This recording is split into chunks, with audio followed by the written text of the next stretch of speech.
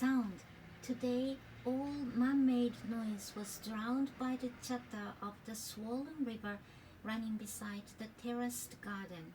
It was a steady, low roar, constant and unchanging, but like all natural sound, it was neither tedious to the ear nor a hindrance to conversation. It was soothing. It spoke of timeless forces, pure and untamable, which in a world of ugliness and violence resisted man's indifferent soiling of the earth. Ruth Rendell. Writer's questions. What do you hear? Are they natural or mechanical sounds? Is there music, conversation, or sounds of children? Are the sounds high or low pitched, hushed or raucous? Answers to these questions affect the shape of spaces, the type of structure, and the interrelationship of different activities. Sound may be one of the most unnoticed aspects of the environment, yet it provides so many of the important clues to one's relationship with the environment. To hear another voice in communication is one's connection to humanity, and so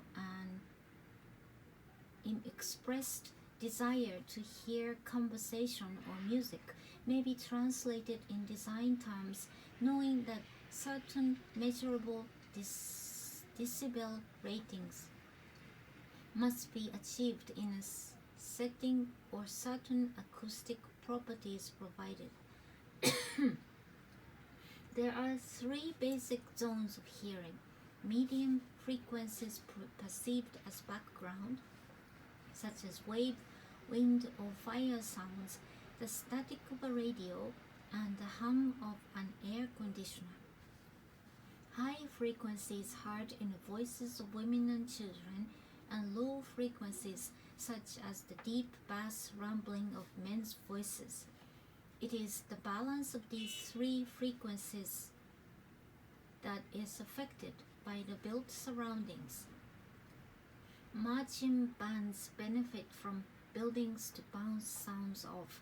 Baroque horn music is best in a park setting and carries well over water. Internal space affects the quality of sound even more. A small, cheaply built cafe usually has glossy, easy to clean surfaces, tile walls, synthetic surfaces, vinyl flooring, and light wood or metal wall construction. The reflective surfaces bounced high-frequency sounds such as the clatter of dishes or the ring of the cash register back into the cafe, and the flimsy wall construction allows low-frequency sounds to escape.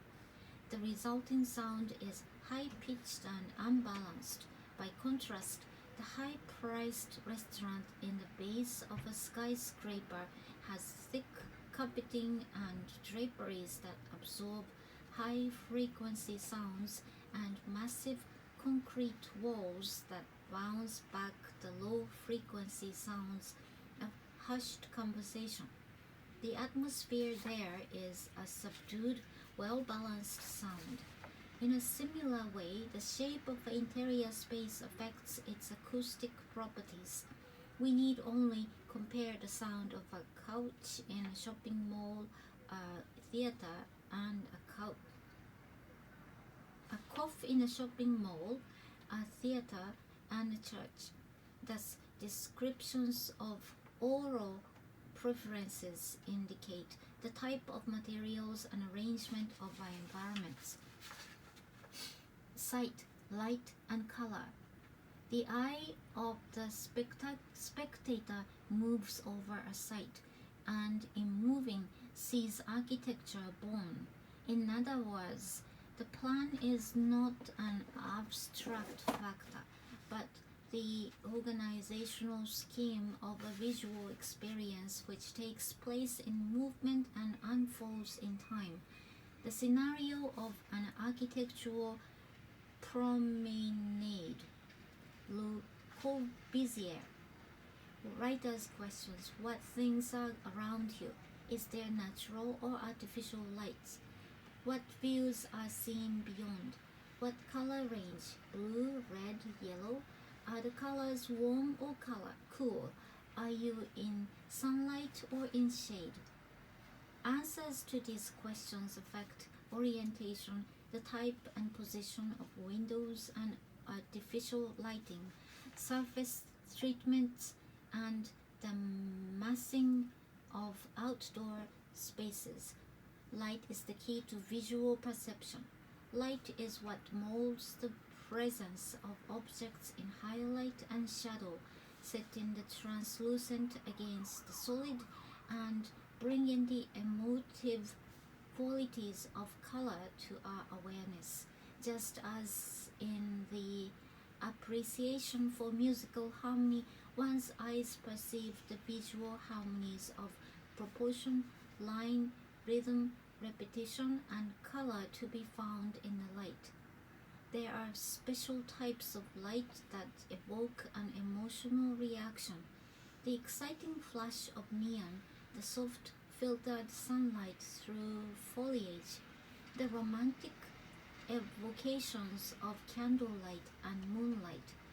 As Christopher Alexander noted, people are by nature phototropic. They move towards the light, and when stationary, they orient themselves towards the light. Light and movement are in this way related as one is drawn to walk towards a sunlit clearing in a dark wood.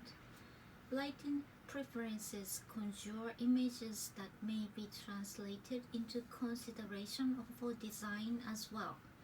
A desire for sunlight in a place may influence the height of surrounding buildings more strongly than any height restriction by law. A stated preference for a view of a sunrise or sunset in a design will naturally affect its orientation. The activity of talking is so much more pleasant when the light falls on faces rather than when heads are seen in silhouette. Therefore, the foreground must be lighter than the background. They entered the great nave of the Abbey church and sat down. The high, cool, vaulted roof with its famous fan tracery seemed to offer itself to his mind as if it were some branch-charmed vista of verdurous silence, along which his spirit might drift and float at large, a leaf among leaves. There was a faint greenish mist in that high roof, the effect of some cavernous contrast with the mellow warmth of the horizontal sun pouring through the colored windows below. John Cooper Coe's aesthetics values are shared because they are largely based on similar human physiology. We appreciate certain relative proportions as a result of a binocular vision and spacing of the eyes. On one occasion, while sitting on the main line of approach to a large building, co-design artist considered its proportions. In sketching the building, the artists sought lines of horizontal or vertical emphasis to use as coordinates in determining the proportion of one major feature to another, but there were no particular lines of emphasis, either vertically or horizontally, to act as coordinates. In this case, the proportions of one feature to another were difficult to measure, being of odd ratios such as 1 to 3.5, 1 to 4 and 1/4, 1 to 5.5. Attempts to sketch the building were so frustrating as to produce sensations of nausea until we could no longer look at it. Other scenes we have sketched, however, gave us great pleasure and seemed to come together with ease. These buildings had proportions of 1 to 1, 1 to 1.5, 1 to 2, and the golden mean, 1 to 1.6, among their major elements. Subconsciously, then, we had placed ourselves in relation to the subject until the composition had satisfied the aesthetic sense. Knowing exactly whether a thing should be higher or lower, flatter or more curved, this is nothing more than a quality of clear-sightedness, and I, fortunately, can see things clearly. I cannot help it. Antonio Gaudi. On another occasion, during a sketching course on Pender Island, British Columbia, we selected a view for its attractiveness without first checking the dimensions or proportions of the scene. Placing ourselves until we were satisfied of having achieved the most enjoyable viewpoint possible, we measured the ratio between the main features of the scene that we had just sketched. In each case, the ratio compared exactly to the same proportions we had identified as being particularly pleasing to the human eye. It was as if we had selected a harmony in proportion as a musician would construct a harmony in music. The proportions we enjoy sketching prove to be the very same as those that we appreciate in good architecture. The zone of vision, zone 1, zone 2, zone 3, zone 4. Site descriptions should attempt to account for the experience from all 4 zones of human vision. The normal cone vision, the zone most experienced by seniors and children, towards the feet, noting floor textures and changes of level. The neglected zone overhead, the area behind us, looking back along a one-way street, reveals an entirely new visual experience. Color may carry strong emotional connotations for us and affect our moods. If this or that wall is blue, it recedes. If it is red, it holds the plane, or brown, I can paint it black or yellow. Color is as powerful as an instrument of architecture as the plan and the section are. Better still, color is the very element of the plan and section. Le Corbusier. Greens encourage relaxation. Lingering light blue helps keep people mentally alert. Reds may lead to physical activity and restlessness. The intensity or chromaticity of a color impacts upon architectural space with the potential of visually expanding a cramped space or limiting the hollowness of a cavernous space. Touch.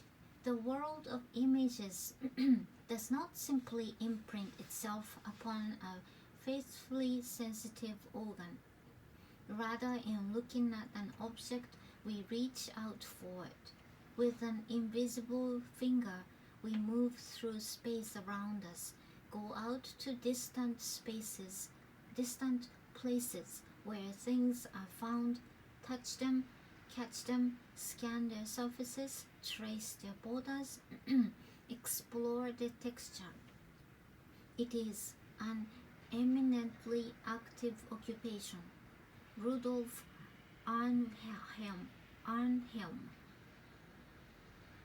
Writer's question: what are you standing or sitting on, and what are the textures? What is the touch of air like? Is it warm or cool? Do you feel the rain or the sunlight touch your skin? And if inside is the heating from a radiant object such as a fireplace, or is it from an air conditioning system? Environmental perception begins at the first point of contact with it, the floor beneath one's feet. Think of the proposed environment growing from the floor stood upon, the chair in which you sit. Walking on the cold steel of an industrial grate in work boots is such a contrast to walking on some warm sand in bare feet. There are so many kinds of walking surfaces: cobblestone, brick, asphalt, wood, grass. The smoothness of glass or polished marble contrasts in texture to the roughness of wooden planks or pebbled concrete. The physiological receptors of skin membranes and nerve endings are extremely sensitive in their differentiation of subtle variances in temperature, humidity, texture, and shape.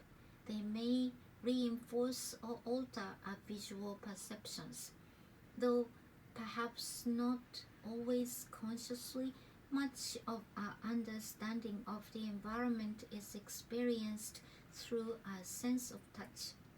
The radiant warmth of sunlight on our faces, the cold shock of an ocean swim, the rush of hot wind from a subway grate, or the cool breeze passing across an apartment balcony, all indicate something about the design of an environment.